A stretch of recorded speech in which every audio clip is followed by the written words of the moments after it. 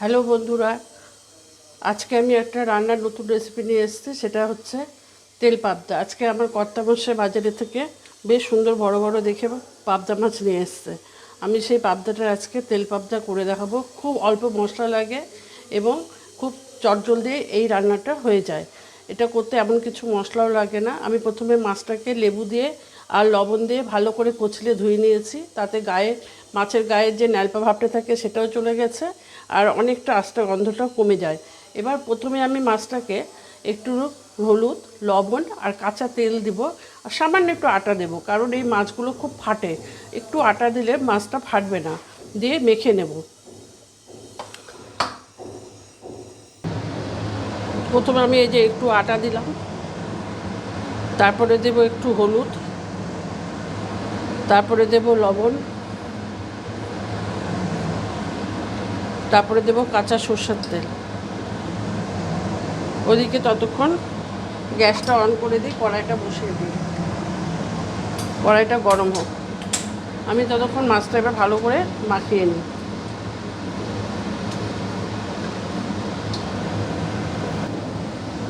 মাছটা আমার মাখানো হয়ে গেছে, কড়াইটা গরম হয়ে গেছে।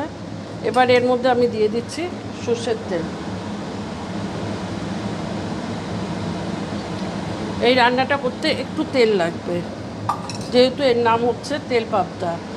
আর এখানে দেখো বন্ধুরা, গরম জলের মধ্যে, উষ্ণ গরম জলের মধ্যে কয়েকটা কাঁচা লঙ্কাগুলো যেগুলো লাল লাল হয়ে গেছে, সেই লঙ্কা, দুটো তেজপাতা ঝুরি ঝুরি করে কেটে দিয়েছি, রাঁধুনি আর একটু জিরে আমি গরম জলের মধ্যে ভিজিয়ে রেখেছি, যাতে মশলাটা আমি ভালোভাবে করতে পারি। এবার তেলটা যতক্ষণ গরম হোক। তেলটা আমার গরম হয়ে গেছে। এবার এর মধ্যে তেলের মধ্যে সামান্য লবণ আর হলুদ দেবো, যাতে মাছটা কড়াইতে আটকে না যায়। তেলটাকে কড়াইতে চারিদিকে ঘুরিয়ে দেবো।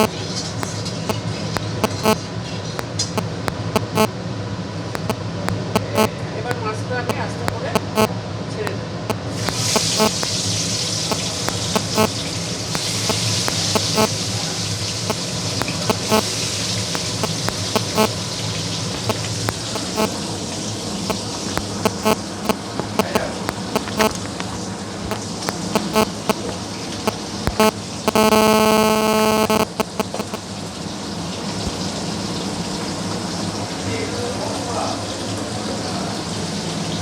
মাছটা ভাজা হোক, ভাজা হলে আমি তুলে নেব। ততক্ষণে মশলাটা আমি করে দিই। মাছটা এবার উল্টিয়ে দেবো, এক পাশ ভাজা হয়ে গেছে।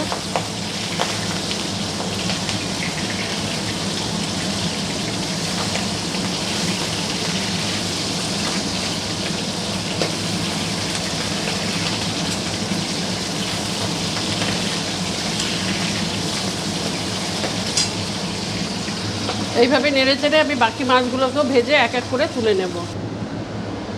এই আমার মাছ ভাজা হয়ে গেছে। এবার আমি তেলের মধ্যে আলু দেব। আলুটাকে আমি লম্বা লম্বা করে কেটে একটু বয়েল করে সেদ্ধ করে রেখেছিলাম, যাতে তাড়াতাড়ি হয়ে যায়। এবার আমি আলুটা ছেড়ে দিচ্ছি, আলুটা ভাজা হোক।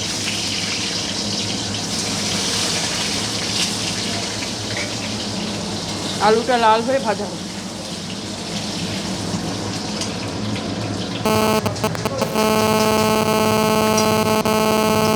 বন্ধুরা, এই যে আলুটা লাল করে ভাজা হয়ে গেছে। এবার এর মধ্যে রাঁধুনি সোমবার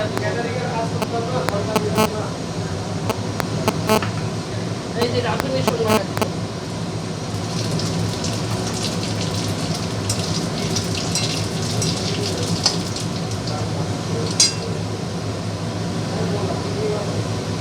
এবার আমি এই মশলাটা ভিজিয়ে ঢেলে দেবো, যেটা আমি একটু রাঁধুনি, তেজপাতা, লঙ্কা আর জিরা গরম জলে পেস্ট বানিয়ে নিয়েছি।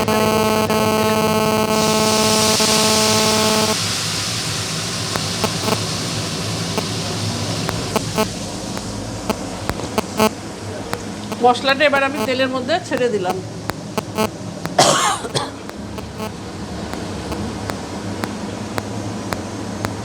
বাটিটা ধুয়ে সামান্য জল দিয়ে দিলাম।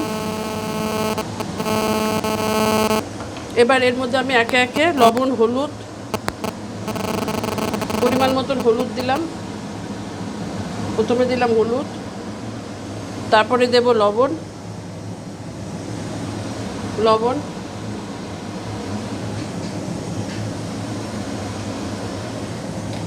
তারপরে দেব হালকা একটু চিনি,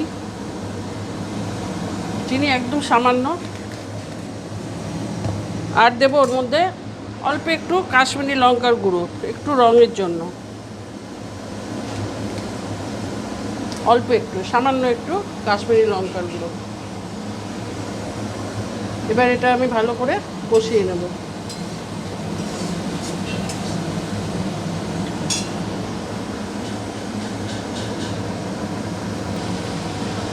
বন্ধুরা, এই দেখো মশলা কষানো হচ্ছে, তেল ছেড়ে দিয়েছে প্রায়। আর একটু কষানো হোক, তবে একটা সুন্দর গন্ধ বেরোবে। আমি ওদিকে জল গরম করে রেখেছি, মাছের ঝোলে দেওয়ার জন্য জলটা ঢেলে দেবো।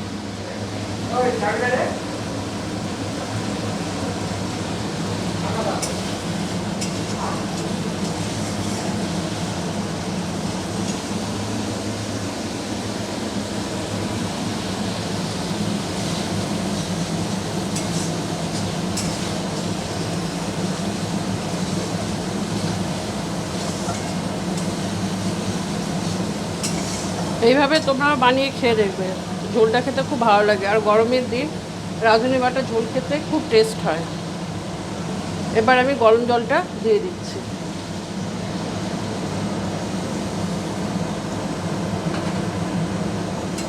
ঝোলটা ফুটে উঠলে আমি এক এক করে মাছগুলো সব ছেড়ে দেব। মাছের ঝোলটা ফুটছে, আলুটা একটু আমি সেদ্ধ করে রেখেছিলাম, প্রায় সেদ্ধ হয়ে গেছে। এবার আমি এক এক করে মাছগুলো সব ছেড়ে দেব।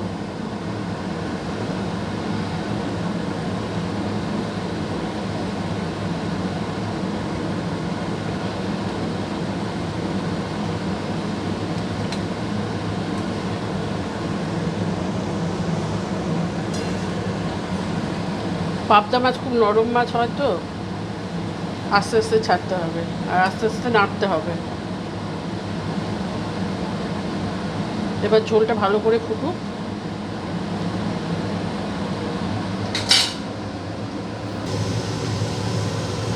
মাছের ঝোল আমার হয়ে গেছে প্রায়। এবার এর থেকে আমি কাঁচা লঙ্কাগুলো ছড়িয়ে দিই। কাঁচা লঙ্কার গন্ধটা খুব সুন্দর আসছে। যে যেরকম ঝাল খেতে ভালোবাসে সে সেইভাবে ঝালটা দেবে।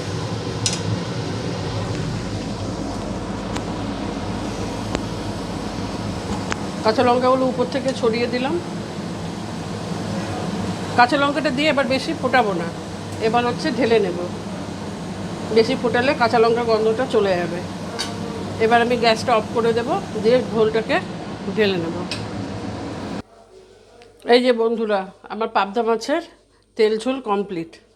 তোমরা এইভাবে বাড়িতে বানিয়ে খেয়ে দেখবে, খুব ভালো লাগবে। খুব সামান্য মশলায় খুব সুন্দর একটা এটা রেসিপি। আশা করছি তোমাদেরও খুব ভালো লাগবে। আসছি বন্ধু, টাটা।